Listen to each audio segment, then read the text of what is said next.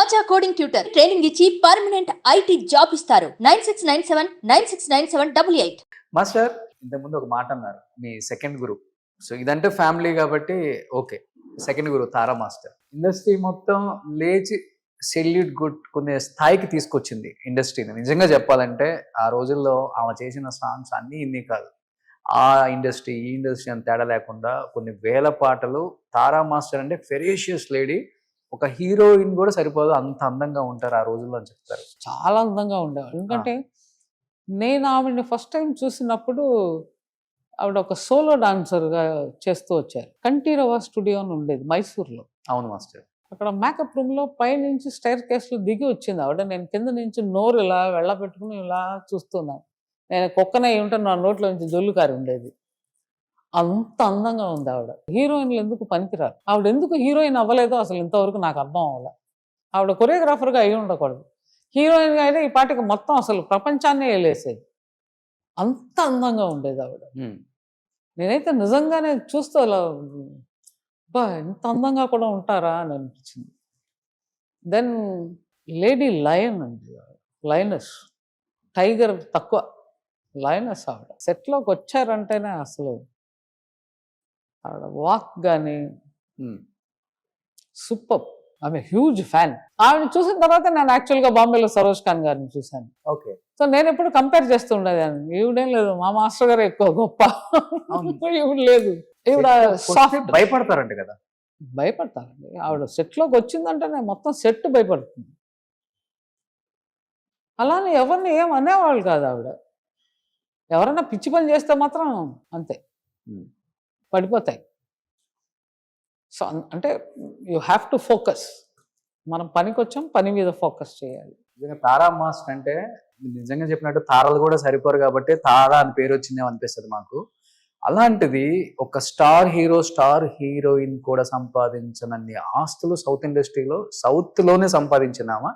But రీసెంట్గా నా interview మీరు చూసుంటే మాస్టర్, ఈరోజు ఆమె నిజంగా ఆమె పరిస్థితి చూస్తుంటే నాకు ఇంటర్వ్యూ చేసేటప్పుడు కళ్ళ నీళ్ళు ఆగట్లేదు, కానీ కంట్రోల్ చేసుకొని ఇంటర్వ్యూ చేస్తున్నాను. ఆ రోజు ఆ ఇంటర్వ్యూ చూసిన తర్వాత పెద్ద పెద్ద స్టార్ హీరోలు స్టార్ హీరోయిన్స్ నాకు కాల్ చేసి మరీ అడిగారు, మరి ఇలా ఉన్నారో తెలియదు మాకు, తెలిస్తే ఏదో ఒకటి చేసేవాళ్ళం బిఫోర్.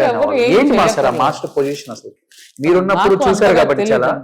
నాకు అంతగా తెలియదు ఎప్పుడు, ఎందుకంటే మా యూనియన్లో ఒకసారి మాత్రం ఒక 3 years బ్యాక్ రిటైర్మెంట్ ఇది ఇచ్చాం. ఆ ఫంక్షన్కి మాత్రం వెళ్ళినప్పుడు ఆవిడ చూశాను అంతే. బట్ ఇప్పటికి కూడా యాక్చువల్గా తెలుగు వాళ్ళు కానీ మన ఇండస్ట్రీ కానీ అనుకుంటే ఊరికే ఒక పిక్చర్లో ఒక పాట ఇచ్చినా ఆవిడ చూపించేస్తుంది. ఓకే. ఆవిడ ఎవరు అని మళ్ళీ she will be back. Okay. అంతేగాని ఆవిడ ఓల్డ్ అయిపోయింది అని అనుకున్న వాళ్ళు ఓల్డ్, ఆవిడ ఇంకా ఏం ఓల్డ్ అవ్వాల నాకు తెలిసి. She has that power. So industry కొంచెం ఒక్కొక్క పాట ఇస్తేనే చాలు, మళ్ళీ షీ విల్ బి బ్యాక్. నన్ను అడిగారంటే నేను తెలుగు ఇండస్ట్రీని రిక్వెస్ట్ చేస్తా, మా మాస్టర్ గారికి మా గురువు గారికి ఒక్కొక్క పాట కానీ మీరు ఇచ్చారంటే షీ విల్ షో మళ్ళీ తారా గారు అంటే ఏంటి అని. బాధ అనిపించిందా తారా మాస్టర్ అలా ఫైనాన్షియల్ గా ప్రాబ్లం లో ఉన్నారని తెలిసినప్పుడు? అది చేసుకోలేదు, గురువు కదా, తల్లిదండ్రుల కన్నా ఎక్కువ ప్రేమ గురువుల మీదే ఉంటుంది ఇండస్ట్రీలో ఉన్న ఆడవాళ్ళకి. కరెక్ట్. అదే అంటున్నాను కదా, ఆవిడ పట్టు వదలని విక్రమాదిత్యుడు. ఆవిడకి మళ్ళీ ఇచ్చారంటే ఆవిడ చూపిస్తుందని అంటాను. కానీ ఆవిడ అలాంటి ఒక పరిస్థితిలో కూడా she never lost her dignity or లోపల కుంగిపోవడం అనేది ఎప్పుడు చూసాను. ఆవిడ ఎప్పుడు కుంగిపోలా. అంటే నా పరిస్థితి ఇలా అయిపోయిందండి, నేను ఇలాగండి, నేను అలాగెప్పుడు అనలేదు ఆవిడ. She still has that power. So అందుకోసం నేను రిక్వెస్ట్ చేస్తున్నాను. సో మన తెలుగు ప్రొడ్యూసర్లు అందరూ ఎనీ హీరో ఎనీ హీరోయిన్ ఒక్కొక్క పాట ఇచ్చారంటే మళ్ళీ తారా గారు ఎలా ఉంటారో చూపిస్తారు. ఓకే. ఎందుకంటే ఆవిడ ఇంకా అలాగే ఉన్నారు, కానీ ఆవిడ ఏమి ఓల్డ్ అవ్వాల. అవును, అలానే ఉన్నారు. ప్రాబబ్లీ నేను ఓల్డ్ అయ్యానేమో, ఆవిడ ఇంకా ఓల్డ్ అవ్వాల. ఓకే. ఆ డాన్స్ కదా మాస్టర్, ఆ డాన్స్ ప్యాషన్ అండి. డాన్స్ డబ్బులు అవన్నీ ఒక సైడు, ఆ వర్క్ మీద ప్యాషన్ చాలా తక్కువ మందికి ఉంటుంది. అవును. అంటే వచ్చిన వాళ్ళు ఎలా సంపాదిద్దామా, ఎంత ఒక్క పాట చేయగానే ఎంత సంపాదించేద్దామా, ఇలాంటి మైండ్ సెట్తోనే ఉన్నారు. కానీ వర్క్ ప్యాషన్ అనేది ఒకటి ఉంటుంది, పిచ్చి అంటారు. ఆ పిచ్చి ఆవిడ దగ్గర ఉంది. అది చాలా కష్టం, చాలా కొంతమంది దగ్గరే ఉంటుంది. వర్క్ చేశారు, ఏ స్టార్ హీరో కట్టినంత ప్యాలెస్ టీ నగర్లోనే 8 గ్రౌండ్స్ లో కట్టారు, కొన్ని వేల కోట్లు, అసలు ఎక్కడ ఏముందో తెలియదు, అంత బిజీగా ఉన్నారంట ఆమె. పరిస్థితులు, దాని మించి మనం ఇంకొక డైలాగ్ చెప్పకూడదు. ఎవరి లైఫ్లో ఎలాంటి పరిస్థితులు వస్తాయో మనం చెప్పలేం. అవును. సో ఆ పరిస్థితులు ఆవిడని అలా చేసాయి. కానీ but otherwise as a human ఆవిడ ఏమి ఎక్కడా దెబ్బతినలే, తినదు కూడా నాకు తెలిసి. ఓకే, అది మా గురువు గారు. మీ గురువు గారి మీద మీకు అంత నమ్మకం, చూడండి చాలా చూశారు నమ్మకం. కాబట్టి దగ్గర నుంచి.